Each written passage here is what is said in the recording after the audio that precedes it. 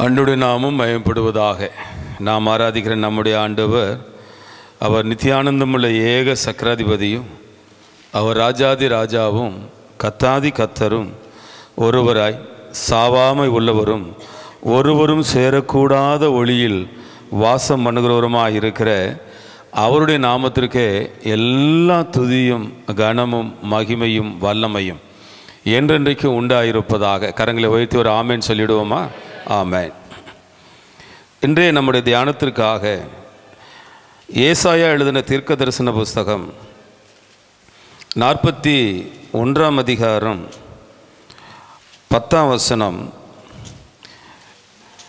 நீ பயப்படாதே, நான் உன்னுடனே இருக்கிறேன். திகையாதே, நான் உன் தேவன். நான் உன்னை பலப்படுத்தி உனக்கு சகாயம் பண்ணுவேன். என் நீதியின் வலது கரத்தினால் உன்னை தாங்குவேன்.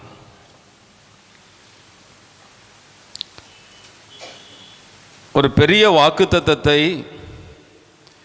தம்முடைய பிள்ளைகளுக்கு ஆண்டவர் கொடுப்பதற்கு முன்பதாக, ஏன் அப்படி நான் வாக்கு பண்ணுகிறேன் என்றால் என்று சொல்லி 8ஆம் வசனத்தில் அவர் ஆரம்பிக்கிறார். எதனால் இவ்வளவு பெரிய வாக்குத்தத்தம் உங்களுக்கு என்றால், என் தாசனாகிய இஸ்ரவேலே, நான் தெரிந்து கொண்ட யாக்கோபே, என் சிநேகிதனான ஆபிரகாமின் சந்ததியே, நீங்கள் யாரோ கிடையாது, என் சிநேகிதனான ஆபிரகாமின் சந்ததி, ஆகையால் உங்களுக்கு வாக்குத்தத்தம். என் சிநேகிதனான ஆபிரகாமின் சந்ததி, ஆகையால் உங்களுக்கு ஆசீர்வாதம். அதே போல இந்த அருமையான காலவெளியில் நீங்கள் யாரோ கிடையாது, அவரால் முன்குறிக்கப்பட்ட ஒரு ஜனம், அவருடைய கிருபையை பெற்ற ஒரு ஜனம், அவருடைய அபிஷேகத்தை பெற்ற ஒரு ஜனம், அவரால் அழைக்கப்பட்ட ஒரு ஜனம். நீங்கள் யாரோ கிடையாது, ஆண்டவருடைய இரத்தத்தால் கழுவப்பட்ட ஒரு திருச்சபை. அவருடைய சித்தம் உங்கள் மேல் இருக்கிறது. நீங்கள் யாரோ கிடையாது, தேவன் உங்களை நேசிக்கிறார். ஆகையால் அவர் சொல்லுகிறார், நீ பயப்படாதே, நான் உன்னோடு கூட இருப்பேன். நீ திகையாதே, கலங்காதே, நான் உன் தேவன். என் நீதியின் வலது கரத்தினாலே உன்னை தாங்குவேன். என் ஆபிரகாமின் சந்ததியே, எவ்வளோ ஒரு அறிமுகம் பாருங்க. என் பிள்ளைகளாக இருப்பதனாலே, என் சிநேகிதனான ஆபிரகாம், சிநேகிதனான ஆபிரகாம். பிரியமான கர்த்தருடைய பிள்ளைகளே, சிநேகிதன் என்கிற ஒரு பதத்தை இந்த கால வேளையில் உங்களோடு நான் தியானிக்கும்படி விரும்புகிறேன். நீதிமொழிகளின் புஸ்தகம் 17ஆம் அதிகாரம் 17ஆம் வசனத்தில் சொல்லப்பட்டிருக்கிறது, சிநேகிதன் எல்லா காலத்திலும் சிநேகிப்பான்.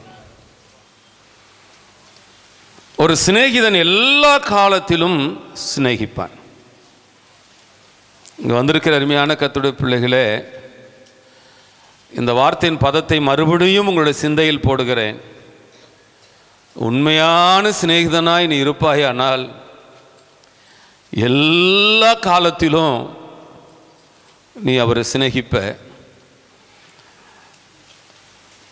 1991ஆம் ஆண்டு ஜூன் மாதம் 12ஆம் தேதி என்னுடைய அண்ணன் இறந்த அந்த காட்சி என் மனதிலே வருகிறது. என் தாயின் தகப்பனாரும் தன்னுடைய வாலிப மகனை பறிகொடுத்தோமே என்று கதறி அழுது கொண்டிருக்கிற ஒரு சூழல். நானோ என் சகோதரனை பறிகொடுத்தேன். அதே சமயத்தில் அந்த இறுதி சடங்கு காரியங்கள் எல்லாம் செய்தே ஆக வேண்டும் என்கிற ஒரு நிர்பந்தம். இன்னைக்காகிலும் நமக்கு செல்ஃபோன் வசதி எல்லாருடைய கரத்திலும் இருக்குது. ஆனால் 32 வருஷத்துக்கு முன்னால் செல்ஃபோன் இருந்தாலும் கூட எல்லாருடைய கரத்திலுமே அந்த வசதி இல்லை. நேரடியாக சொல்லணும், தொலைபேசியின் மூலமாக சிலருக்கு தகவல் கொடுக்கணும், தந்தியின் மூலமாக சிலருக்கு தகவல் கொடுக்கணும். இவ்வளோ அலைச்சல்கள் இருக்கும் பொழுது என்ன செய்வதென்று குழம்பின சூழ்நிலையில் என்னுடைய அண்ணனுடைய நண்பர்கள், ரட்சிக்கப்பட்டவங்களும் இருக்காங்க, ரட்சிக்கப்படாதவங்களும் இருக்காங்க. அவங்க எப்போதுமே உயிரோடு இருக்கும் பொழுது கூடவே சுற்றிட்டு இருந்தாலும் அந்த செத்துப்போன அந்த நேரத்திலும் கூட அந்த மரண தருவாயில் அவர்கள் எல்லாரும் நின்று ஏறத்தாழ எல்லா வேலையினுடைய பொறுப்புகளையும் அவங்க எடுத்துக்கிட்டாங்க. எல்லா வேலைகளும் ஒரு சின்ன ஒரு வேலைன்னா உடனே நான் போய் அதை செய்கிறேன், நான் போய் அதை அரேஞ்ச் பண்ணுறேன், நான் போகிறேன். ஒரு சிநேகிதன் எல்லா காலத்திலும் சிநேகிப்பான். எந்த காலத்திலும் சரி, உண்மையான சிநேகம் இருக்குன்னா அவன் சிநேகிப்பான். ஆகையால் தான் சங்கீதக்காரன் சொல்லுகிறார், நான் எக்காலத்திலும் கர்த்தரை ஸ்தோத்திரிப்பேன். எந்த காலத்திலும் சரி, எந்த காலத்திலும் சரி. அதுதான் உண்மையான சிநேகம், ஆண்டவர் மேல் வைக்கிற சிநேகம். எந்த காலத்திலும், வாழ்வானாலும் சரி, தாழ்வானாலும் சரி, மரணமோ, பசியோ, நிந்தையோ, அவமானமோ, உபத்திரவமோ, எதுவாக இருந்தாலும் சரி, கிறிஸ்துவின் அன்பை விட்டு என்னை பிரிக்க மாட்டாதென்று நிச்சயித்திருக்கிறேன் என்று பவுல் சொல்லுகிறார். சங்கீதக்காரன் சொல்ல, எந்த காலத்திலும் சரி, எந்த காலத்திலும். யோபு ஒரே நாளில் 7000 ஆடுகள் அவன் வீட்டில் மரித்து போனது, 3000 ஒட்டகம் மரித்து போனது, 500 ஏறுமாடு, 500 கழுதைகள் ஒரே நாளில். இவைகளாகிலும் பரவாயில்ல, தாங்கிக் கொள்ளலாம் ஒருவேளை. ஆனால் தன்னுடைய பிள்ளைகள் 10 பிள்ளைகள் எல்லாம் மரித்தும் பொழுது அவன் சொன்னான், கர்த்தர் கொடுத்தார், கர்த்தர் எடுத்தார், அவருடைய நாமத்திற்கு ஸ்தோத்திரம். துக்கத்திலும் துதிப்பவன் தான், விசுவாசத்தில் தேர்ந்தவன். சிநேகிதன் எல்லா காலத்திலும் முறுமுறுக்க மாட்டான், சிநேகிப்பான். ஆகையில் தான் அந்த நாள் பக்தர்கள் எல்லாம் அழகான பாடல், எந்த காலத்திலும் எந்த நேரத்திலும் நன்றியால் உம்மை நான் துதிப்பேன். இயேசுவே உம்மை நான் துதிப்பேன், துதிப்பேன், எந்த வேளையிலும் துதிப்பேன். இயேசுவே உம்மை நான் துதிப்பேன், துதிப்பேன், எந்த வேளையிலும் துதிப்பேன். தாய் தந்தை நீரே, தாதியும் நீரே, தாவரம் நீரே, என் தாரகம் நீரே. தாய் தந்தை நீரே, தாதியும் நீரே, என் தாரகம் நீரே. எந்த காலத்திலும் எந்த நேரத்திலும் நன்றியால் உம்மை நான் துதிப்பேன். இயேசுவே உம்மை நான் துதிப்பேன், துதிப்பேன், எந்த வேளையிலும் துதிப்பேன். இயேசுவே உம்மை நான் துதிப்பேன், துதிப்பேன், எந்த வேளையிலும் துதிப்பேன். ஞான வைத்தியராம் ஔஷதம் நீரே, ஆத்மநேசரா என் நண்பரும் நீரே. ஞான வைத்தியராம் ஔஷதம் நீரே, ஆத்மநேசரா என் நண்பரும் நீரே. எந்த காலத்திலும் எந்த நேரத்திலும் நன்றியா உம்மை நான் துதிப்பேன். இயேசுவே உம்மை நான் துதிப்பேன், துதிப்பேன், எந்த வேளையிலும் துதிப்பேன். இயேசுவே உம்மை நான் துதிப்பேன், துதிப்பேன், எந்த வேளையிலும் துதிப்பேன். சிநேகிதன் எல்லா காலத்திலும் சிநேகிப்பான். நாங்கள் சின்ன வயசில் என்னுடைய ஃப்ரெண்ட்ஸ் சர்க்கிள்லாம் நிறைய பேர் இருக்காங்க. எல்லாம் ரசிக்கப்பட்டவங்களாம் சொல்ல முடியாது, ரசிக்கப்படாதவங்க தான் அதிகம். ஃப்ரெண்டு கூப்பிட்டா என்ன ஏதெல்லாம் கேட்குறது கிடையாது, எங்கெல்லாம் கேட்குறது கிடையாது. கூப்பிட்டு அடுத்த செகண்ட் என்ன பண்ணிடுறது, ஒரே ஓட்டம்தான். அதனால் வீட்டில் இருக்கவங்களுக்கு, அம்மா அப்பாவுக்கு ஃப்ரெண்ட்ஸு வந்தால் பிடிக்காது. அவனுக்கு வந்தானே எங்கேயோ கூப்பிட்டு போயிடுறாங்க. என் பிள்ளை நல்ல பிள்ளை, அவனுக்கு வந்து தான் என்ன பண்ணுறானுங்க, கெடுக்கிறானுங்கன்னு எங்கள் அம்மா அப்பா சொல்லுவாங்க. நாங்கள் அவங்க வீட்டுக்கு பசங்க வீட்டுக்கு போனால் அவங்க அம்மா அப்பா சொல்லுவாங்க, என் பிள்ளை பத்திரமாத்து தங்கம், இவனுங்க வந்து தான் என்ன பண்ணுறானுங்க. எல்லார் வீட்லேயுமே இப்படி தான் சொல்லுவாங்க. அதனால் வீட்டுக்கு தெரிஞ்சு என்ன செய்ய முடியாதுன்னா எங்களை கூப்பிட முடியாது. இன்றைக்கி இருக்கிற செல்ஃபோன் ஃபெசிலிட்டிலாம் அன்றைக்கி கிடையாது. சில வீட்டில் காலிங் பெல்லுங்க இருக்காது, சில வீட்டில் இல்லை, சில வீட்டில் தான் இருக்கும், எந்த வீட்லேயுமே காலிங் பெல்லும் இருக்காது. அப்போ எப்படி கூப்பிடுறது, எப்படி அவங்க அம்மா அப்பா கண்ணுக்கு தெரியாமல் கூப்பிட்டு ஆகணும். அதுக்கு சில ரகசியமான சில இதெல்லாம் நாங்கள் வச்சுருக்குறோம். காலையில் 5 மணிக்கு ஜிம்முக்கு போகணுன்னு நாங்கள் பிளான் பண்ணுவோம். ஆனால் வீட்டில் வந்து கூப்பிட்டா மதிப்புலாம் பயங்கரமாக கிடைக்கும். எப்படி எழுப்புறது அப்படின்னு நாங்களே பிளான் பண்ணி சணல் நூல் இருக்குது பாருங்கள், சணல் கயிறு, அதை வாங்கி கட்டவரில் கட்டிடுறது. நைட்டு ஒரு முனையை கொண்டு ஜன்னல் வழியாக என்ன பண்ணிடுறது, போட்டுறது. கரெக்டாக 5 மணிக்கு எழும்பணும். எழும்பலைன்னா எவனா ஒருத்தன் வந்துடுவான், நம்ம ஆள் வந்து என்ன பண்ண கயிறு பிடிச்சி இழுப்பான். இழுத்தான்னா அந்த கட்டவரில் என்ன பண்ணுவோம், கயிறு ஜன்னல் வழியாக போட்டிருப்போம். நமக்கு தான் 5 மணிக்கு தூக்கம் வராது, தூக்கத்தில் எழும்ப முடியாது. அவன் இழுத்து பார்ப்பான், எழும்புற மாதிரி. கடைசியில் அவன் இழுக்கிற பக்கத்தில் இருக்கிற ஆளையும் சேர்த்து இழுக்கிற மாதிரி என்ன பண்ணுவான், அந்த அளவு இழுத்து எழுப்பி விட்டுருவான். சத்தம் கட்டாமல் வெளியே வந்து போயிடுறது. எங்கள் நட்பு அப்படி இருந்தது. இன்னும் எவ்வளவோ அட்டகாசங்கள். எந்த காலத்திலும் சரி, எந்த சூழ்நிலையும் சரி, யாராவது ஒருத்தன் அடிச்சிட்டானா அவ்வளோதான். என்ன எதுக்கு அடித்தான், என்ன எதெல்லாம் கேள்வி கேட்க ஸ்தோத்தா, அதெல்லாம் நினச்சி பார்த்தா அந்த சிநேகம். ஆனால் ஊழியத்துக்கு வந்ததுக்கப்புறம் கிட்டத்தட்ட 30 வருஷமாக ஒரு நல்ல நண்பரை தேடிக்கிட்டு இருக்கேன்.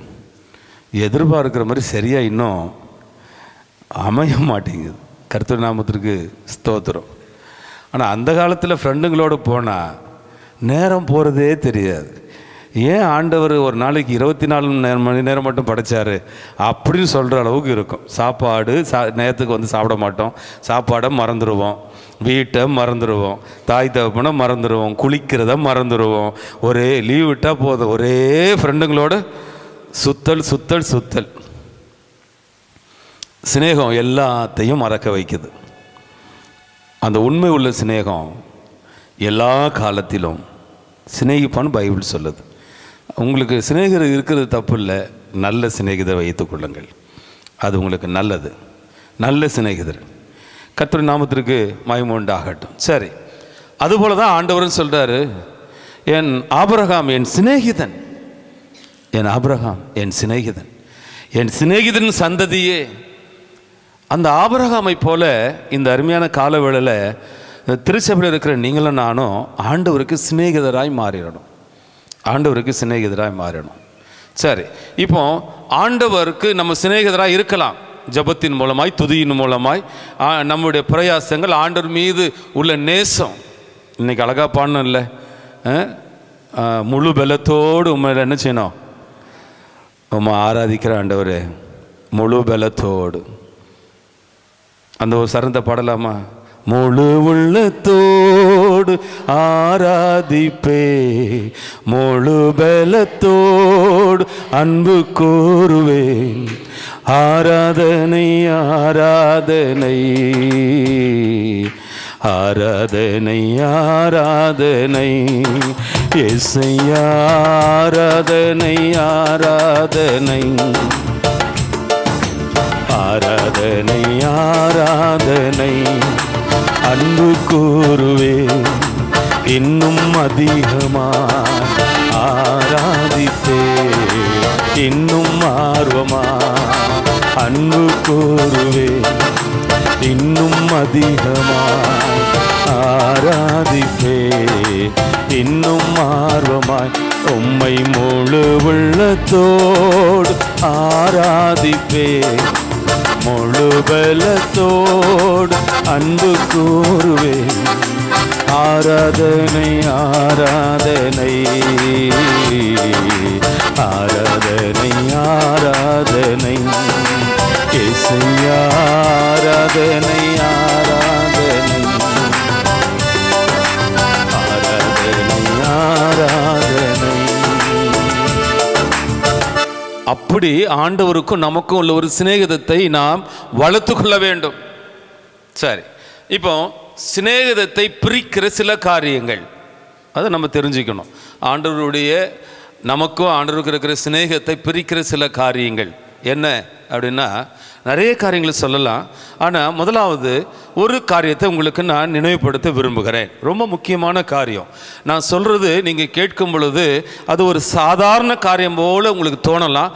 ஆனால் அது ரொம்ப முக்கியமான காரியம். என்னென்னா, வேதம் சொல்லுது நீதிமொழிகள் 16:28, கோள் சொல்லுகிறவன் பிராண சிநேகிதனையும் பிரிக்கிறான். கோள் சொல்லுகிறவன் பிராண சிநேகிதனை என்ன செய்துகிறானா? பிரித்து விடுகிறான். இப்போ நல்லா கவனிக்கணும். ஏதேன் தோட்டத்தில் ஒவ்வொரு நாளும் ஆதாமுக்கும் ஆண்டவருக்கும் அந்த சிநேகத்தை நீங்கள் பார்த்தீங்கன்னா, பகலின் குளிர்ச்சியான வேளையில் அந்த காலை மாலை ஆஹா, ஆண்டவரோடு அந்த உலாவுகிற ஒரு தன்மை, ஆண்டவரோடு பேசுகிற ஒரு தன்மை, அந்த சிநேகம் ஜீவனை போல் ஆதாமை ஆண்டவர் சிநேகித்திருப்பார். பிராண சிநேகிதம். பிசாசு இவங்கள்ட்ட எப்படி பிரித்தான்? ஆண்டவரையும் ஆதாமையும் எப்படி பிரித்தான்னு சொன்னால், அவன் கோள் சொல்லுகிறவனாய் காணப்பட்டான். என்ன சொன்னான் நீங்கள் கவனித்து பார்த்தீங்கன்னா, ஆதாம் இல்லை ஏவாள், இந்த கனியை ஆண்டவர் புசிக்க வேணாம் சொன்னது உண்டோ அப்படின்னு கேட்குறான். முதல்ல அதை காட்டுறான். அதை பாரேன். அது பார்க்கறதுக்கு ரொம்ப சந்தோஷமாக இருந்த மாதிரி இருந்துச்சு. சில நேரங்களில் பிசாசின் தந்திரமே என்னன்னா, நமக்கு எது மைண்ட் செட்டுக்கு பிடிச்சிருக்கோ அதை தான் காட்டுவான். அதை காட்டிகிட்டே இருப்பான். அடுத்தது ஆண்டவர் இதை புசிக்க வேணான்னு சொன்னாரோ அப்படின்னு அவன் சொல்கிறான். அடுத்தது என்ன சொல்கிறான் நீங்கள் பாருங்கள், அந்த நெகட்டிவ் தாட்ஸை எப்படி விதைக்கிறான் பாருங்கள். ஏன் தெரியுமா அப்படி புசிக்க வேணான்னு சொல்லிட்டாரு? இதை புசிக்கிற நாளில் உங்கள் கண்ணெல்லாம் திறக்கப்பட்டுரும். நீங்கள் என்ன ஆகிடுவீங்க? தேவர்களை போல் ஆயிடுவீங்க. உங்கள் வளர்ச்சி அவருக்கு என்ன பண்ணலை? பிடிக்கல. இந்த மாதிரி ஒரு எண்ணத்தை, நெகட்டிவ் தாட்ஸை என்ன செய்கிறான்னா விதைக்கிறான். கோள் சொல்லுகிறவன் பிராண சிநேகிதனையும் பிரித்து விடுகிறான். இது ஆண்டவருக்கு நமக்குள்ள தொடர்பு மட்டும் இல்லைங்க. சில நேரங்களில் நம்முடைய சபையில் நம்ம எடுத்துக்கிட்டோன்னா, சபை என்பது ஒரு குடும்பம். ஒருத்தருக்கு உடம்பு சரியில்லைன்னா நம்ம எல்லாம் கூடி ஜெபிக்கும் பொழுது கர்த்தர் எவ்வளவு அற்புதமாக அவங்களுக்கு சுகத்தை உண்டாக்குறாரு இல்லையா? எனக்கு ஒரு நாள் ரொம்ப ஆச்சரியமான காரியம். இங்கே நிறைய ஆண்டவர் அற்புதம் செஞ்சுருக்காரு. ஆனால் லிட்டரலாக ஒரு நாள் அந்த கேன்சர் பேஷண்ட் ஆண்டவர் சுகமாக்குனதை பார்த்தோம். அந்த கூடி ஜெபிக்கும் பொழுது ஒரு உபவாச கூட்டம். அவங்க அந்த தொண்டையில் இருக்க கேன்சர் ஆண்டவர் எப்படி எடுத்தார்னா, அப்படியே அவங்க நுரையாக வாமிட் எடுக்கிறாங்க. வெறும் நுரை தான் வருது. அந்த ஜெபிக்க வெறும் நுரையா வாமிட்டு. கர்த்தர் அவங்களுக்கு பரிபூர்ண சுகத்தை கொடுத்தாரு. அது எனக்கு ஜீரணிக்கவே அவ்வளோ பெரிய அற்புதத்தை, ஒரு கேன்சரை ஆண்டவர் சுகப்படுத்தினாரு அப்படின்னு பார்த்தா, ஒரு 3 மாதம் கழித்து டிவியில் பார்த்தா, டிவியில் ஒரு ஊழியக்கார் பேட்டி கேட்குறாரு. நம்ம விசுவாசி அங்கே போய் பேட்டி கொடுக்குது. ஐயா ஜெபிக்கும் பொழுது கர்த்தர் எனக்கு சுகம் கொடுத்தாரு 3 மாதம். அடப்பாவி, இந்த குட்டி சபை இவ்வளோ கண்ணீரோடு பாரத்தோடு ஜெபம் பண்ணி ஆண்டவர் அற்புதமாக நீங்கள் சுகம் கொடுத்தாரு. இங்கே வந்து சாட்சி சொல்லலை, அது எங்கேயோ போய் என்ன பண்ணிகிட்டு இருக்கு. சரி, அது போகட்டும். எவ்வளோ ஒரு அற்புதம்! சபை என்பது ஒரு குடும்பம் இல்லையா? இந்த சபையில் இருக்கிற அந்த ஐக்கியத்தை பிசாசு என்ன செய்வானா, கோள் சொல்வது நிமித்தமாய் பிராண சிநேகிதனை என்ன செஞ்சிடறான்? பிரிக்கிறான். நான் என்ன சொல்ல வரேன்னா, உங்களுடைய வாயின் வார்த்தைகள் எப்படி இருக்கு? உங்களுடைய அந்த வாயின் சொற்கள் எப்படி இருக்கு? கொஞ்சம் யோசித்து பாருங்களேன். நிதானமாக பேசுகிறீங்களா? யோபு என்னை குறித்து நிதானமாய் பேசினான் என்று ஆண்டவர் சாட்சி சொல்கிறார். உங்களுடைய வாயின் சொற்கள் நிதானமாக இருக்கா? அவங்க எந்த சேலை கட்டிட்டு வந்தா உங்களுக்கு என்ன? அவங்க எவ்வளோ காஸ்ட்லியாக வாட்சி கட்டினா உங்களுக்கு என்ன? ரஃபேல் வாட்சி கூட கட்டிட்டு போட்டோம், உங்களுக்கு என்ன? ஸ்தோத்திரம். கர்த்தர் அவங்களை ஆசீர்வச்சிருக்காருன்னா நம்ம சந்தோஷப்படணும். கர்த்தர் அவங்களை ஆசீர்வச்சிருக்கார், நமக்கு சந்தோஷம்.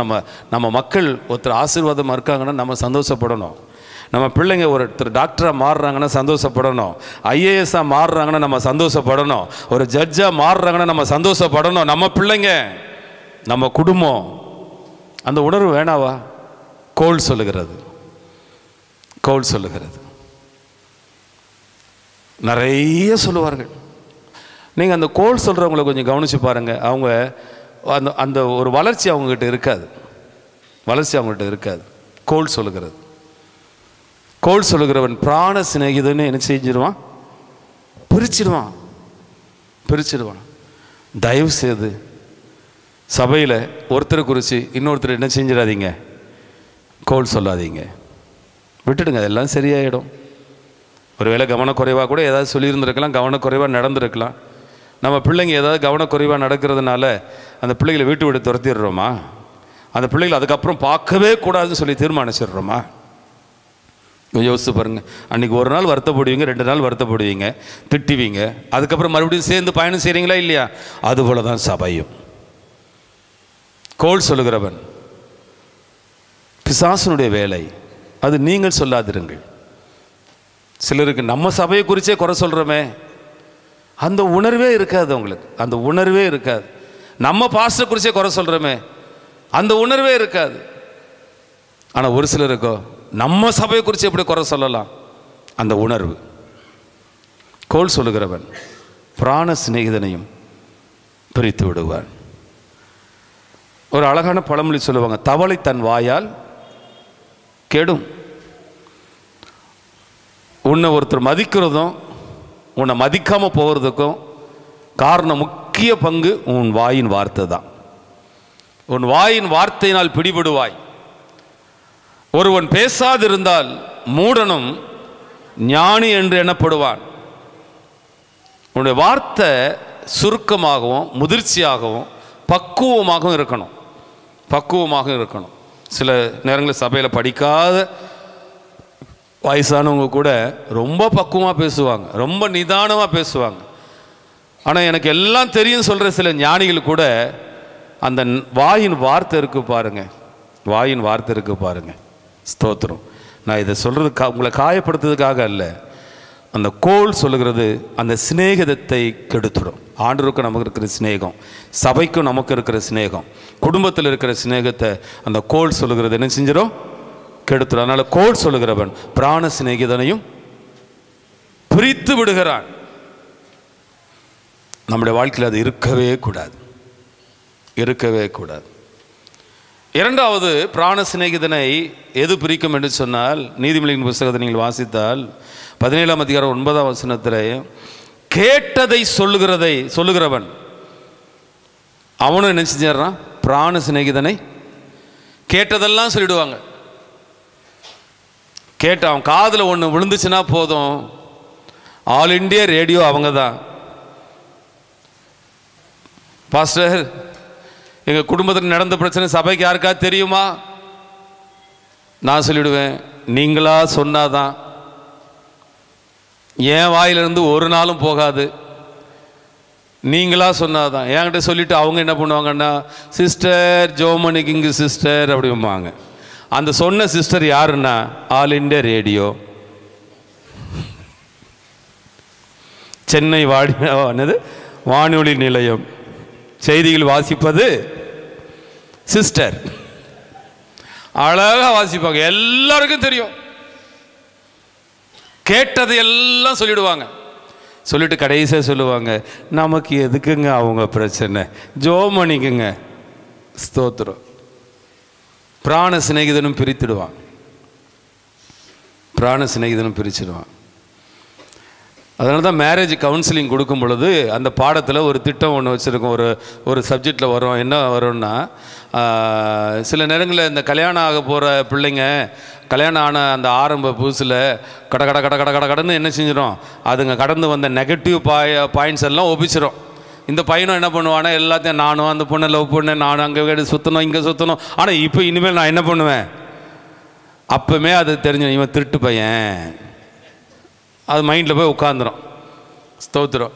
இதுவும் எல்லாத்தையும் சொல்லிவிடும். அதனால் நான் சொல்லிவிடுவேன், ஏம்மா நிறைய குடும்பத்தில் அப்படி பிரச்சனை வந்திருக்கு ஐயா, எல்லா உண்மைகளும் சொல்ல வேண்டிய அவசியம் இல்லை. இனி நீங்கள் சொல்வதெல்லாம் உண்மையாயிருக்கட்டும். புரியுதா? கல்யாணம் ஆகாத பிள்ளைகளே,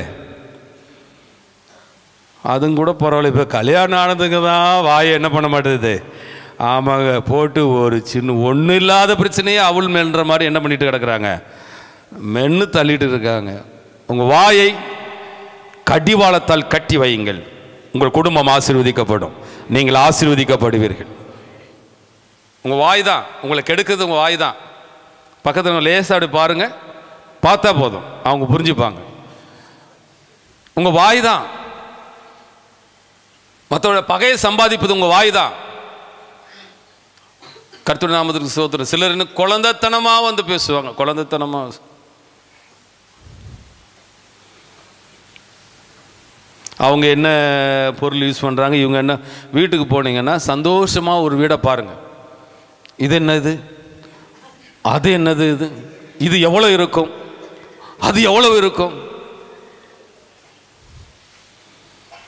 அந்த வீட்டுக்காரன், ஏன்டா இந்த கொல்லிக்கண்ணனை கூப்பிட்டு வந்தோம், இவன் சும்மா அதை பார்க்குறான் இதை பார்க்குறான், வெளியே போய் சொல்லுவான் அப்படிம்பா. புரியுதுன்னு நினைக்கிறவங்களுக்கு.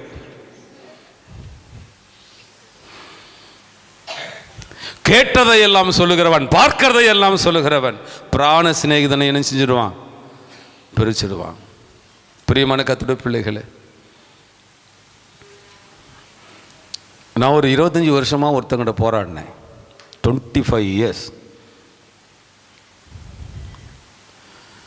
ஒரு நாளும் அவனை நான் சபையில் காட்டி கொடுக்கல. இன்னை வரைக்கும் நான் காட்டி கொடுக்கல. ஆனால் அவனை நம்ம விசுவாசி குடும்பத்தில் ஒரு 10 நிமிஷம் நீங்கள் அனுப்புனீங்கன்னா போதும். ஒன்லி 10 மினிட்ஸ் இருந்தால் போதும். அப்படியே டைப் பண்ணி வச்சு மனப்பாடம் பண்ணி பேசுகிற மாதிரி, அது சரியில்லை, இது சரியில்லை, ஆனால் இல்லை, அது இல்லை, இது இல்லை, அது இல்லை அப்படின்னு சொல்லிட்டு வந்துடுவான். அப்புறம் வாட்ஸ்அப் நம்பரை வாங்கிப்பான். ஃபஸ்ட்டு வசனத்தை அனுப்புவான். வசனத்தை அனுப்புகிற மாதிரி ஒரு தொடர்பு வச்சுப்பான், ஒரு டச்சு வச்சுப்பான். ஸ்தோத்திரம். இப்போ தான் எனக்கு மனசே வெறுத்து போச்சு. சரி, 25 வருஷமாக இது மாறலை, இனிமேல் எங்கேருந்து மாறப்போகுது. கோள் சொல்லுகிறவன் பிராண சிநேகிதனையும் என்ன செய்து விடுகிறான், பிரித்து விடுகிறான், பிரித்து விடுகிறான். இன்றைக்கி அவங்கள பற்றி உங்கள்கிட்ட சொல்கிறவங்க கொஞ்சம் யோசிங்க, நாளைக்கு உங்களை பற்றி வேறு யார்கிட்டையோ ஒருத்தட்ட சொல்லிக்கிட்டு இருப்பாங்க. அதனால் நல்லா பாசிட்டிவாக பேசுகிறவங்களோட நல்லா பழகுங்க. குறை சொல்கிறவங்க அவங்களோடலாம் என்ன செய்யுங்கன்னா கொஞ்சம் டிஸ்டன்ஸை மெயின்டைன் பண்ணி, அது உங்களுக்கு நல்லது. நீங்கள் குறை சொல்கிறவங்களா மாற வேணாம். நீங்கள் குறை சொல்கிறவங்களா மாற வேணாம். கர்த்தருடைய நாமத்திற்கு மகிமை உண்டாகட்டும். இந்த அருமையான நேரத்தில் ஆண்டவருக்கு சிநேகமாய் நாம் இருக்க வேண்டும். எப்படி? மோசேயை போல. மோசே ஒரு சிநேகிதனிடத்தில் பேசுவதை போல மோசே இடத்துல கர்த்தர் பேசினாராம். முகமுகமாய் பேசினார். அந்த வசனத்தை வாசிங்க.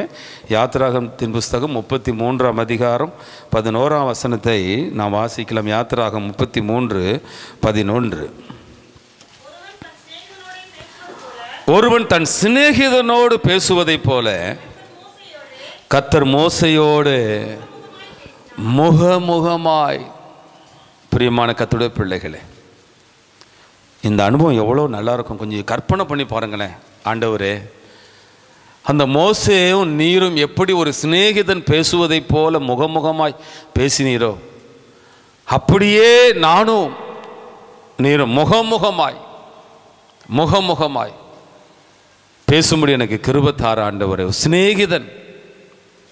இன்னைக்கு காலையில் இந்த வசனத்தை வாசிக்கும் போது எனக்கு ஒரு ஆசை, ஒரு ஆசை. ஊழியத்திற்கு எவ்வளோ இது உபயோகம். ஒரு சிநேகிதன் பேசுவதை போல முகமுகமாய்.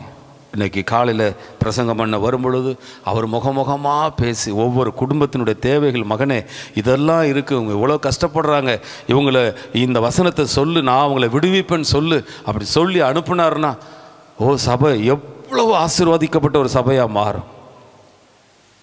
என் மகன் இன்னும் திருந்தலை, இந்த ரகசிய பாவத்தில் உடம்பட்டு இருக்கிறான், அவங்கள்ட்ட சொல்லு. முகமுகமாய் முகமுகமாய். அது ஒரு பாக்கியமான ஒரு ஊழியம். வல்லமை நிறைந்த ஒரு ஊழியம். மோசே ஒரு சிநேகிதனிடத்தில் பேசுகிறதை போல முகமுகமாய் கர்த்தர் பேசினார். நாம் அவருடைய சிநேகிதனாக இருக்கிறோமா? ஆண்டவராய் இயேசு கிறிஸ்து 3 சிநேகிதனை குறித்து சொன்னார். அந்த 3 சிநேகிதரை குறித்து நாம் இன்று பிரசங்கத்தை நாம் தியானிக்க ஒரு வசனத்தை வாசிக்கலாம். நான் சுருக்கமாய் முடித்து விடுகிறேன், உங்கள் இருதயம் கலங்காதிருப்பதாக.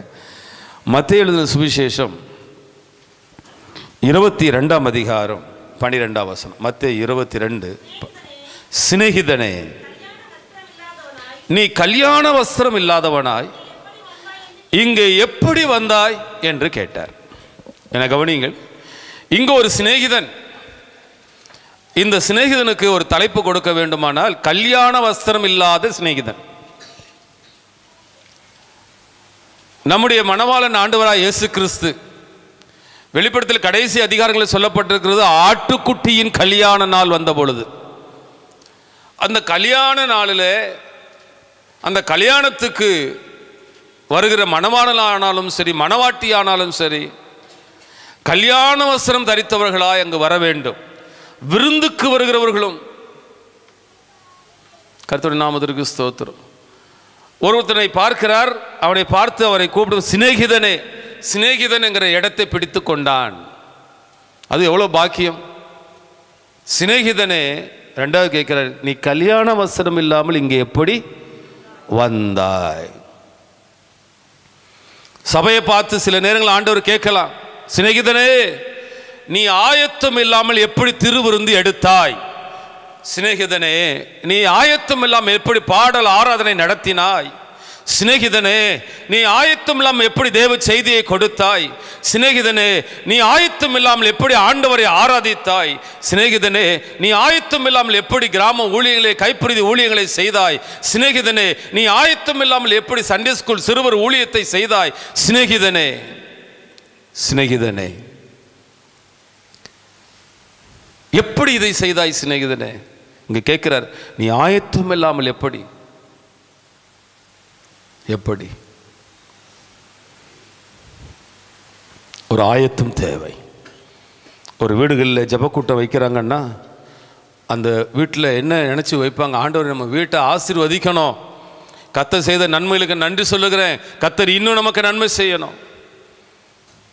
நாளைக்கு கூட ஆரோன் கெட்ஸில் வீட்டில் ஒரு ப்ரேயர். நான் ஃபஸ்ட்டு ஆராதனை அறிவிக்க மறந்துட்டேன். இந்த ஆராதனை அறிவிக்க சொன்னாங்க, மறந்துட்டு. நம்முடைய மண்டையை பாருங்கள், நல்லா வலிக்கிட்டு போகிற மண்டை. நாளைக்கு 7 மணிக்கு அவங்க வீட்டில் வீட்டு ஜெபக்கூட்டம். வந்துடுங்க. கெட்ஸில் நீயும் எல்லாருக்கும் போகும்போது சொல்லிவிடுமா, எங்கே வந்திருக்காங்களா? தனித்தனியாக சொல்லிவிடுங்க. நாளைக்கு 7 மணிக்கு கர்த்தர் அந்த வீட்டை ஆசீர்வதிக்கணும். அப்போ அந்த சிநேகிதனே, நீ எங்க வஸ்திரம் இல்லாமல் எப்படி வந்தாய்? ஒரு நாள் கேட்பார், சிநேகிதனே, நீ என் சிநேகிதன் தான், என் ரட்சிப்பு உன்மேல் இருக்கிறது, என்னுடைய அழைப்பு உன்மேல் இருக்கிறது, என்னுடைய அபிஷேகம் உன்மேல் இருக்கிறது. ஆனால் கல்யாண வஸ்திரம் தெரியாத ஒரு சிநேகிதனாய் நீ இருக்கிறாயா? அந்த வஸ்திரம் ரொம்ப முக்கியங்க. நீங்கள் ஆதாம் நாட்களிலிருந்து பார்த்தீங்கன்னா அவன் வஸ்திரத்தை, அந்த மகிமையின் வஸ்திரத்தை இழந்தான். கர்த்தர் அவனுக்கு திரும்ப ஒரு உடையை ஆண்டு ரெடி பண்ணி கொடுத்தார், வஸ்திரத்தை. முதல் அவன் பாவம் செய்யும் பொழுது அந்த மகிமையின் வஸ்திரம், அந்த வஸ்திரம் ரொம்ப முக்கியம் இல்லையா? ரட்சிக்கப்படும் ரட்சிப்பின் வஸ்திரம், ஞானஸ்நானம் எடுக்கும் பொழுது நீதியின் சால்வை, பரிசுத்த ஆவியை பெறும் பொழுது துதியின் உடை, பாடுகளை சந்தோஷமாக ஏற்றுக்கொள்ளும் போது சித்திர தையலாட, பரிசுத்த ஜீவியம் செய்யும் பொழுது வெண் வஸ்திரம், அவருடைய சமூகத்தில் மணவாட்டியாய் போகும் பொழுது சுத்தமும் பிரகாசமான மெல்லிய வஸ்திரத்தை, இப்படி பல வஸ்திரங்களை கர்த்தர் நமக்கு தந்திருக்கிறாரு. அந்த வஸ்திரம் இல்லாமல் ஒரு நாள் போய் நிற்க போகிறோமா? அந்த வஸ்திரத்தை, மகிமின் வஸ்திரத்தை இழந்தவனாய் நிற்க முடியல. ஆகையால் தான் ஆதாம் ஓடி ஒளிந்து கொண்டான். கர்த்தர் கேட்டார், ஆதாமே, நீ எங்கு இருக்கிறாய்? கல்யாண வஸ்திரம் இல்லாமல் இங்கு எப்படி வந்தாய்? ஆதாம் தேவனோடு நடந்தவன் அல்லவா, அவனுக்கு தெரியும் தேவ சமூகத்தில் வஸ்திரம் இல்லாமல் போய் நிற்க முடியாது, ஒளிந்து கொண்டான். இன்னைக்கு தேவ பிள்ளையே, நீ ஒளிந்து கொண்டிருப்பதற்கு காரணம் என்ன? கல்யாண வஸ்திரத்தை நீ இழந்து போயிருக்கிறாய். ஒதுங்குவதற்கு காரணம் என்ன? கல்யாண வஸ்திரத்தை இழந்து கொண்டிருக்கிறாய். தேவ சமூகத்தில் ஒரு காரியத்தை சொல்கிறேன், நம்ம எப்பவுமே ஆக்டிவாக இருக்கணும். வசனம் சொல்லுது, ஆவியில் எப்பவுமே அனலாக இருந்துகிட்டே இருக்கணும். இல்லைன்னா நின்றுடும். ரயில்வேல வேலை செய்கிறவங்களை கேட்டு பாருங்கள், ட்ரெயின் ஓட்டுறவங்க 2 டிரைவர் போட்டிருப்பாங்க. அவங்க ஏதாவது பண்ணிக்கிட்டே இருக்கணும். இல்லைன்னா ஒன்றுமே பண்ணல, ஒரு டிரைவர் தூங்கிட்டாருன்னு வச்சுப்போம், இன்னொரு டிரைவரும் தூங்கிட்டாரு, 2 டிரைவரும் தூங்கிட்டாருங்க. எந்த பட்டனையோ எந்த இதுவுமே அவங்க ஒன்றுமே பண்ணலைன்னா கரெக்டாக 1 நிமிஷம் வண்டி தானாகவே நின்றுடும். எமர்ஜென்சி பிரேக் ஆட்டோமேட்டிக்காக ஆப்ரேட் ஆக ஆரம்பிச்சிடும். ஒரே நிமிஷம் ஒரு நிமிஷம்.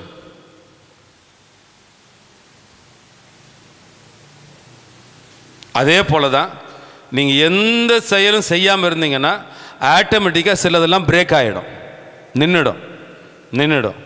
பிரியமான கர்த்தருடைய பிள்ளைகளே, ஆதாம் ஒளிந்து கொண்டான், கர்த்தர் அவனை விடலை. உன் ஓட்டம் பிரேக் ஆகக்கூடாது, உன் ஓட்டம் இன்னும் ஓடணும். தேடி வருகிறார் ஒருவர்.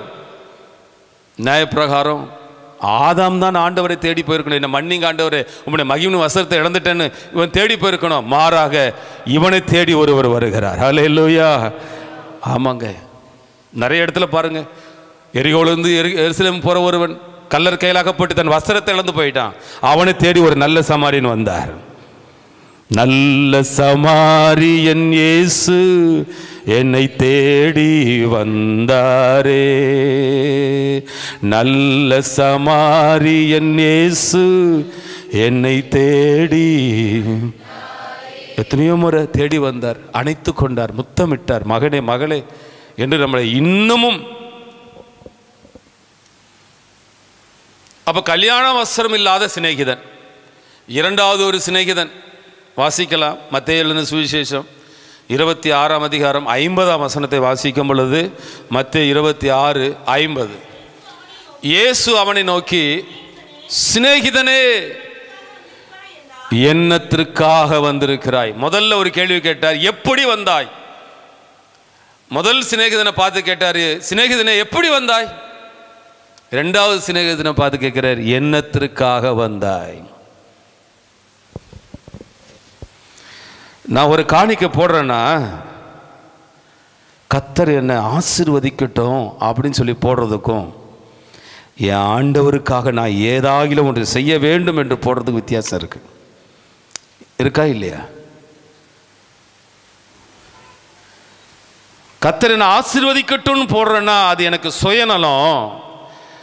என் ஆண்டவருக்காக ஏதாகிலும் செய்கிறேன் என்கிற, நீ என்னத்திற்காய் கர்த்தரை ஆராதிக்கிறாய்? எதற்காய் நீ ஜெபிக்கிறாய்? எதற்காய் நீ கொடுக்கிறாய்? யோசித்து பாருங்க. சிநேகிதனே என்னத்திற்காக வந்தாய்? இயேசு கேட்கிறார் யூதாஸ் காரியத்திட்ட, சிநேகிதனே என்னத்திற்காக? எனக்காகத்தான் ஆண்டவரே வந்தேன் என்று சொல்லுவதை நிறுத்திட்டு, ஒரு தேவ பிள்ளை வாழ்க்கை எப்படி மாறணும் தெரியுமா? உமக்காகத்தானே உயிர் வாழ்கிறேன், உம்மை தானே நேசிக்கிறேன். அந்த உமக்காகத்தானே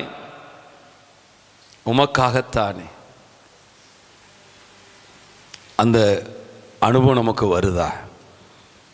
அந்த அனுபவம் வருதா? இன்னைக்கு நீங்கள் 2 மிஷினரி சம்பவத்தை நீங்கள் உங்கள் வீட்டில், எல்லா வீட்லேயும் ஸ்மார்ட் டிவி தான், 2 மிஷினரி சம்பவத்தை மட்டும் இன்றைக்கி பாருங்கள். அவங்களுடைய அர்ப்பணிப்பு, அவங்க ஆண்டவருக்காக தன்னை ஒப்பு கொடுத்தது, அவங்க அர்ப்பணிப்புக்கு முன்னால் நம்ம அர்ப்பணிப்பு எப்படி இருக்கு? என் மகனே, சிநேகிதனே என்னத்திற்காக வந்தாய்? இந்த சிநேகிதனுக்கு ஒரு தலைப்பு கொடுத்தா, காட்டி கொடுக்கும் சிநேகிதன். ஒருவன் கல்யாண வஸ்திரம் இல்லாத சிநேகிதன், இவனோ காட்டி கொடுக்கும் சிநேகிதன். எப்படி காட்டி கொடுப்பாங்க? யோபு எடுத்துக்கங்களேன். அவர் காட்டி கொடுக்காத சிநேகிதன். யோபுக்கு ஒரே நாளில் எல்லாத்தையும் இழந்துட்டாரு. ஆனால் அவர் சொல்கிற, கர்த்தர் கொடுத்தார், கர்த்தர் எடுத்தாராம். ரொம்ப சாதாரணமாக சொல்லிட்டு போயிட்டு, போடி பைத்தியகரமெல்லாம் பேசாத, அவர் கொடுத்தார், அவர் எடுத்தார். ஆண்டவரே சொல்லிட்டாரு, என்னை குறித்து அவன் எப்படி பேசினா? நிதானமாய். ஆண்டவர் அவன் காட்டி கொடுக்கவே இல்லைங்க. நமக்கு ஒரு சின்ன குண்டு ஊசி குத்துனா போதும், ஐயோன்னு நொண்டி காட்டி கொடுத்து, மற்றவங்க 10 பேர் இவங்க ஆண்டவர்னு போனாங்களே ஆண்டவர் ஆண்டவர்னு போனாங்களே, என்னத்தை கண்டாங்க என்ற அளவுக்கு இவங்க ஆண்டவர் ஆண்டவர்னு போனாங்க ஐயா, எல்லாம் இருக்குது அவங்களுக்கு என்பது அளவுக்கு நீங்கள் விளங்க பண்ண வேணாவா? பவுல் சொல்றார், ஒன்றுமில்லாதிருந்தும் எங்களை எல்லாம் உடையவர்களாய் விளங்க பண்ணுகிறோம். ஒன்றுமே இல்லைங்க, ஆனால் எங்களை எல்லாம் உடையவரா. ஸ்தோத்திரம். ஆண்டவருடைய நாமத்தை தூஷணம் பண்ணுவதுக்கு இடம் கொடுக்கல, கர்த்தர் அவன் காட்டி கொடுக்கல. அப்படி நீங்கள் கேட்கலாம், அப்போ ஆண்டவர் செய்யாமலேயே செஞ்சார் சொல்லணுமா பாஸ்டர்? இல்லை இல்லை, சில நேரங்களில் கர்த்தர் நம்ம விசுவாசத்தின் பாதையில் நடத்தி வருவார். பவுல் யாருங்க? அவர் கையில் எவ்வளோ அற்புத அடையாளம் நடந்துச்சு, மரித்தோர் உயிரோடு எழுப்பினாங்க, எத்தனை நன்மை நடந்தது, எத்தனை அற்புதம், முடவர்கள் எழும்பி நடந்தாங்க. ஆனால் ஆனால் அவர் வாழ்க்கையில் ஒரு சின்ன பிரச்சனை வந்துச்சு. என்ன பிரச்சனை வந்துச்சு? ஆண்டவரே, இது ஓயாமல் என்னை குத்திட்டு இருக்க ஒரு சாத்தான் முள், இதை எடுங்க ஆண்டவரே அப்படின்னு ஜெபம் பண்ணார். கர்த்தர் சொன்னார், அதெல்லாம் இருக்கட்டும்பா, என் கிருபை உனக்கு போதும். அப்புறம் சொல்கிறாரு, ஓஹோ ஆண்டவர் ஏன் இந்த முள் அனுமதிச்சாருன்னா, என்னை நான் உயர்த்தாதபடி எனக்கு ஒரு முள். ஆமாங்க, வேற ஒன்றும் இல்லை, நான் இன்னைக்கு போகிறேன், நடக்குது, அற்புதம் நடக்குது, அங்கே போகிற இவ்வளோ நடக்குது, மரித்தோர் உயிரோடு எழும்புறாங்க, முடவர்கள் நம்ம என்னை நான் உயர்த்தாதபடி எனக்கு ஒரு முள் குத்திக்கிட்டே இருக்கு. அந்த முள் குத்தும் பொழுதெல்லாம் நான் ஆண்டோடைய பார்த்து இருக்க பிடிக்கிறேன். அந்த முள் குத்தும் பொழுதெல்லாம் எனக்கு தாழ்மை வருகிறது. அந்த முள் குத்தும் பொழுதெல்லாம் நானும் ஒரு சாதாரண மனிதனுங்கிற எண்ணம் தோன்றுகிறது. இதற்காகவே சில முள்ளை ஆண்டவர் வைத்திருக்கிறார். அந்த முள்ளு குத்துறதை வெளியே காமிச்சு ஆண்டோட நாமத்தை தூஷிக்காது. உன்னை சரிப்படுத்துறதுக்காக தான் சோதனையின் பாதையை தவிர உனக்கு உதவி செய்ய முடியாதபடி கர்த்தருடைய கரம் குறுகி போகவே இல்லை. ஹல்லேலூயா. முள் இருக்கும், ஆனால் கர்த்தருடைய கிருபை அதோட பெருசாக இருக்கும். ஒரே நாளில் ஆண்டவர் தலைகீழ மாற்றுவாருங்க எல்லா விஷயத்தையும். தெரியுமா உங்களுக்கு? ஒருத்தர் கல்யாணத்துக்கு பணம் கொடுத்து வச்சுருந்தார் என்கிட்ட. அதை அப்படியே கொண்டு கோணம்பாடு சபை கட்டும்பொழுது போட்டுட்டேன். இது சும்மா தானே இருக்குன்னு 6 மாதமாக சும்மா இருந்துச்சு. கொண்டு போட்டு ஒரு வாரத்தில் வந்து கரெக்டாக பாஸ்டர் கல்யாணத்துக்கு எல்லாம் ரெடி ஆகிடுச்சு, பணம் கொடுங்க அப்படின்ட்டு ஃபோன் பண்ணுறாரு. பணம் காட்டு நிறைய சலசலப்புக்கு என்ன செய்யாதான், கையில் ஒன்றுமே இல்லை. நானும் சொல்லிட்டேன், வாங்க என்றைக்கு வரீங்க? 2 நாளும் என்னவோ சொன்னார், புதனோ வேலைக்கிழமை வரேன் அப்படின்னாரு. வாங்கன்னு சொல்லிட்டேன். அங்கே கன்ஸ்ட்ரக்ஷன் போயிட்டுருக்கு. ஒரு கன்ஸ்ட்ரக்ஷன் முடிகிற நேரத்தில் எவ்வளோ பணம் இருந்தாலும் பத்தாது, எப்படி தான் செலவாகுதுன்னு தெரியாது, அவ்வளோ செலவாகும். அங்கே முடிகிற நேரம் கையில் காசு இல்லை. இது வரைக்கும் என்கிட்ட பணம் கொடுத்தவங்ககிட்ட திரும்ப கேட்கும்போது இல்லைன்னு சொன்ன சரித்திரமே இல்லை. ஆண்டோடைய பெரிதான கிருபையில். ஆமாம், உங்கள் வீட்டில் எவ்வளோ கொடுத்தாங்கன்னு தெரியாது, எங்கிட்டலாம் பல லட்சங்கள் கொடுத்துருக்காங்க. அவங்க திரும்ப கேட்கும்போது இல்லைன்னு சொன்ன சரித்திரமே இல்லை. அவங்க பணத்தை அப்படியே எடுத்து வச்சிருவோம், தவிர செலவழிக்க மாட்டேன். அன்றைக்கி என்னவோ ஆர்வ கோளாறு அதிகம்னால பிரான்ச் சர்ச்சுக்கு போட்டாச்சு. கரெக்டாக அவர் சொன்ன டைம் வந்தது, நேரம் வந்துச்சு. காலிங் பில் அடிக்கிற சத்தமும் கேட்டுருச்சு. பணமே இல்லை, பணமே இல்லை. எந்த முகத்தோடு அவர் முகத்தை பார்ப்பேன்னு சொல்லி வெளியே வந்து பார்த்தேன். நல்ல வேலை அந்த முகம் இல்லை, வேறொரு முகம் வந்து நிற்குது. அவர்கிட்ட பேசி முடிச்சுட்டு அவர் போகும்போது சொன்னார், எனக்கு ரிட்டையர்ட் ஆகிடுச்சு, செட்டில்மெண்ட் கொடுத்தாங்க, ஒரு காணிக்கை கொடுத்துட்டு போகலான்ட்டு வந்து எனக்கு கவரில் நல்லா கட்டாக வச்சு என்ன பண்ணார், தோத்துற ஆண்டவரே, தோத்துற ஆண்டவரே. அவர் இந்த கேட்டு வழியாக போகிறாரு. அவரை வழி அனுப்பிட்டு பாய் அப்படி சொல்கிறேன். இன்னொரு காலிங் பில் என்னன்னு திரும்பி பார்த்தா வரேன்னு சொன்னார், வந்துட்டார். வரேன்னு சொன்னார், வந்துட்டார். கவரில் எவ்வளோ இருக்குன்னு கூட எண்ணலை, எண்ணறதுக்கு நேரமும் இல்லை. கரெக்டாக அவர் வந்துட்டார். அவருக்கு எவ்வளோ பணம் தேவையோ அவ்வளோ பணம் அந்த கவரில் இருந்துச்சு. கர்த்தர் நல்லவர், நம்மளை வெட்கப்படுத்த அவர் ஒரு நாளும் விட மாட்டார். ஒன்றும் இல்லைனாலும் கூட கடைசி வினாடி போதும் கர்த்தர் உன்னை அற்புதமாக நடத்துவார். அன்னைக்கு காலையில் நான் முறுமுறுத்திருந்தேன்னா, சிநேகிதனே என்னத்திற்காய் வந்தாய், நான் ஆண்டவரை காட்டி கொடுக்குறவனா இருந்தேன், எனக்கு கர்த்தரை நம்பி தான் நான் கிளசபைக்கு போட்டேன், இன்னைக்கு நான் வெக்கப்பட்டு நிற்கிறேன்னு காலையில் முறுமுறுக்கல. ஆண்டவருக்கு போதும், ஒரு வினாடி போதும், ஒரு வினாடி போதும், ஒரு வினாடி போதும். அப்பாவுக்கு ஆப்ரேஷன், ஒரு வயிற்றில் பிரச்சனை, 2-3 ஆப்ரேஷன் ஒரே டைமில் வந்துச்சு. 1.5 லட்ச ரூபா கிட்ட ஹாஸ்பிட்டலில் கேட்டாங்க. அவருக்கு வயசானால அந்த இன்சூரன்ஸுக்கு அவ்வளோ பெரிய இதெல்லாம் நான் போடலை. போட்டாங்க. காலையில் 4:45 பெரம்பூர் ரயில்வே ஸ்டேஷனில் ஒரு ஊழியக்காரர் ரிசீவ் பண்ண போகிறேன். அவரை பார்க்க இன்னொரு ஊழியக்காரர் வந்திருக்காரு, பார்ட் டைம் மினிஸ்ட்ரியில் இருக்கிறவர். நான் பேசிட்டு ரிசீவ் பண்ணிட்டு போகிறேன். அப்போ அந்த ரயில்வே ஸ்டேஷன் நடக்குது. ஏன்னா அவர் அந்த பக்கம் போகணும், இன்னொருத்தர் நான் இவரை கூட்டிட்டு வீட்டுக்கு வரணும். அப்போ பாஸ்டர் எங்கே இன்றைக்கி வெளியே போகிறீங்களா, வெளியே போகலாமா நம்ம? நான் சொன்னேன், அப்பாவுக்கு கொஞ்சம் முடியல, ஹாஸ்பிட்டலுக்கு போனோம், அதனால் இன்றைக்கி நான் கொஞ்சம் உங்களுக்கு உண்டானதெல்லாம் ஏற்பாடு பண்ணிட்டு நான் வர முடியாது அப்படின்னு சொல்லும்போது அந்த ஊழியக்காரர் கேட்டார், என்ன அப்பாவுக்கு? சொன்ன இதை மாதிரி ஒரு சின்ன சர்ஜரி ப்ராசஸ்லாம் இன்றைக்கி பண்ணணும். என்ன சர்ஜரி எல்லாம் விசாரிச்சுட்டு சொன்னார், நம்ம ஹாஸ்பிட்டலுக்கு கொண்டு வாங்க அப்படின்னாரு. நம்ம ஹாஸ்பிட்டலா? எந்த ஹாஸ்பிட்டல்னு கேட்டேன். அவர் சொன்னார், ஐசிஎஃப் ரயில்வே ஹாஸ்பிட்டலுக்கு கொண்டு வாங்க அப்படின்னாரு. அங்கே போனது பார்த்தா அவர் சீஃபாக ஏதோ ஒரு இதில் பொசிஷனில் இருக்கிறாரு. போனார், எல்லாம் மொத்தம் எல்லாம் சேர்த்து ஒரு 17,000 ரூபா செலவு, 20,000 ரூபாக்குள்ளே செலவு முடித்து வீட்டுக்கு அனுப்பிச்சி விட்டார். 1.5 லட்ச ரூபாயில் 20,000 ரூபா செலவு, 1.30 நமக்கு லாபம். அல்லேலூயா. ஆமாங்க, கர்த்தர் நாமத்துக்கு ஸ்தோத்திரம். கர்த்தர் நல்லவர், அவர் ஒரு நாளும் நம்மை வெட்கப்படுத்த மாட்டார். வீட்டில் அம்மாவுக்கு அடிக்கடி முடியாமல் போச்சு, ஆனால் கர்த்தர் அந்த பக்குவத்தை கொடுக்குறாரு பாருங்கள். ஹாஸ்பிட்டலில் சேர்த்துருக்கோம், லங்ஸு ப்ராப்ளம், இன்ஃபெக்ஷன் ஆகிடுச்சு, அடுத்து ஒன்றா ஹார்ட்டு பிரச்சனை, அதுக்கப்புறம் கிட்னி ஃபெயிலியர், ஹாஸ்பிட்டல் ஐசியூவில் இருக்கும்போது ஒன்றா வருது. நான் ஒரு கல்யாணத்தை நடத்தி வைக்கிறதுக்கு அங்கே போய் உட்காந்துருக்கேன், பைபிளை திறந்து தோற்றுறோம். ஃபோன் வருது, அட்டன் பண்ணோடனே டாக்டர் பேசுகிறாரு, ரொம்ப எமர்ஜென்சி,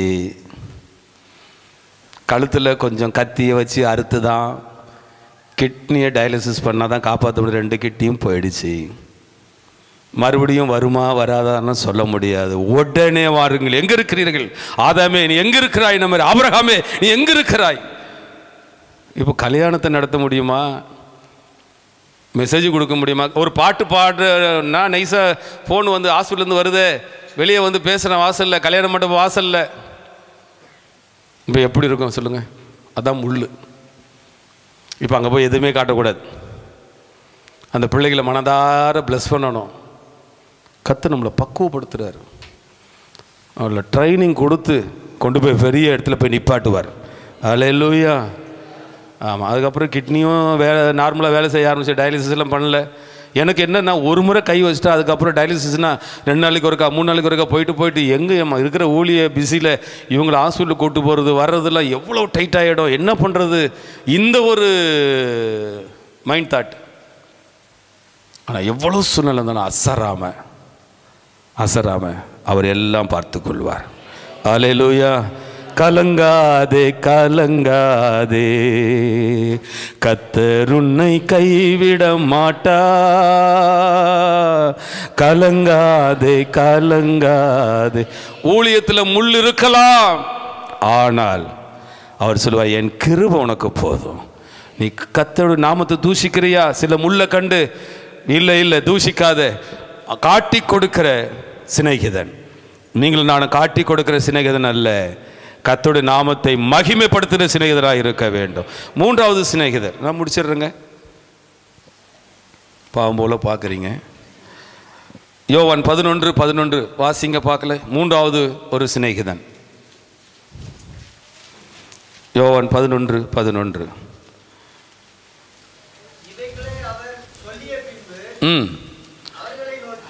அவர்களை நோக்கி, நம்முடைய சிநேகிதனாகிய லாசரு நித்திரை அடைந்தான், நான் அவனை எழுப்ப போகிறேன்.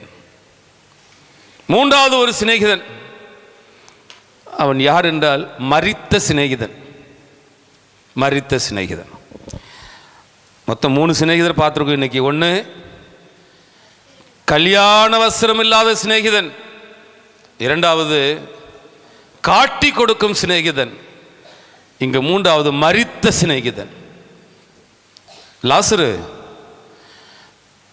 இயேசுநாதர் உன் கிராமத்துக்குள்ள வந்துடக்கூடாது, ஓடி போய் அவருக்கு ஊழியம் செய்வ, உன் வீட்டை திறந்து கொடுப்ப, உன்னுடைய வருமானத்தின் பெரும்பகுதியை அவரை உபசரிக்கிறதுக்காக செலவழிப்ப. நீ மாத்திரம் இல்லை, உன் 2 சகோதரிகளும் விழுந்து கவனிக்கிற அளவுக்கு அர்ப்பணிக்கிற லாசரு இப்பொழுது மரித்து போயிட்டார். இன்னைக்கு அநேக லாசரு ஆவிக்குரிய ஜீவியத்தில், அந்த எசேக்கியேல ஆண்டவர் சொன்னார், அந்த உலர்ந்த எலும்புகளை பாருப்பா, அது உயிரற்ற எலும்பா மாறிடுச்சே, உலர்ந்து போயிடுச்சே, இது உயிரடையுமான்னு கேட்டாரு. எசேக்கியேல் சொன்னார், ஆண்டவரே அது உமக்கே தெரியும்ப்பா, ஆண்டவர் சொன்னார், என் ஆவி அதுக்குள் பிரவேசிக்க பண்ணுவேன். உழந்து போட என் இஸ்ரவேல் ஜனங்களை மீண்டுமாய் நான் உயிரடைய செய்வேன் என்று சொன்னதை போல மரித்து போன தன்னுடைய சிநேகிதனை நான் எழுப்புவேன் என்று சொன்னவர் இந்த அருமையான காலவெளியில் இந்த சபை நடுவில் உலாவிக் கொண்டிருக்கிறார். என் சிநேகிதனை நான் எழுப்புவேன். ஆவிக்குரிய ஜீவிதத்தில் மரித்து போய் இருக்கலாம். என்னை உபசரித்தவன், எனக்காய் ஓடினவன், எனக்காய் உழைத்தவன் இன்று சோர்ந்து போய் முடங்கி இருக்கலாம். அவனுடைய வாழ்க்கை ஆவிக்குரிய ஜீவியம் உயிரற்ற நிலையில் இருக்கலாம். கர்த்தர் சொல்ல, நான் எழுப்புவேன். இந்த ஆண்டு கர்த்தர் உன்னை எழுப்புவார். எழும்பு எழும்பு சீயோனே, உன் வல்லமையை தரித்துக்கொள், உன் வல்லமையை தரித்துக்கொள். உன்னை கர்த்தர் எழுப்புவார். கர்த்தர் உன்னை எழுப்புவார். யோவான் 15:15 சொல்லுகிறது, இனி நான் உங்களை ஊழியக்காரன் என்று சொல்ல மாட்டேன், என் சிநேகிதன் என்று சொல்லுவேன். காரணம், என் பிதாவினிடத்தில் நான் கற்றுக்கொண்ட அத்தனையும், என் கற்பனைகளை எல்லாம், பிதாவின் கற்பனைகள் எல்லாம் உங்களுக்கு நான் சொல்வேன், ரகசியத்தெல்லாம் சொல்லுவேன்.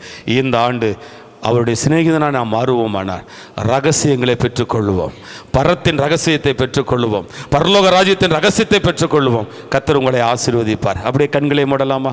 முழங்கால் போட முடிந்தால் முழங்காலில் எல்லாரும் காட்டி கொடுக்கும் சிநேகிதனாக நான் அல்ல, கல்யாண வஸ்திரம் இல்லாத சிநேகிதனாக அல்ல, நான் மரித்த சிநேகிதனாக அல்ல, முகமுகமாய் மோசே பேசினதை போல அந்த சிநேகிதனாய், ஆபிரகாமை போல சிநேகிதனாய் இருக்க எனக்கு உதவி செய்யும் ஆண்டவரே என்று சொல்லி கரங்களை வைத்து கர்த்தரை ஸ்தோத்திரம் பண்ணலாமா? Praise the Lord. சோதரம் சோதரம் சோதரம் சோதரம் சோதரம் சோதரம் சோதரம்.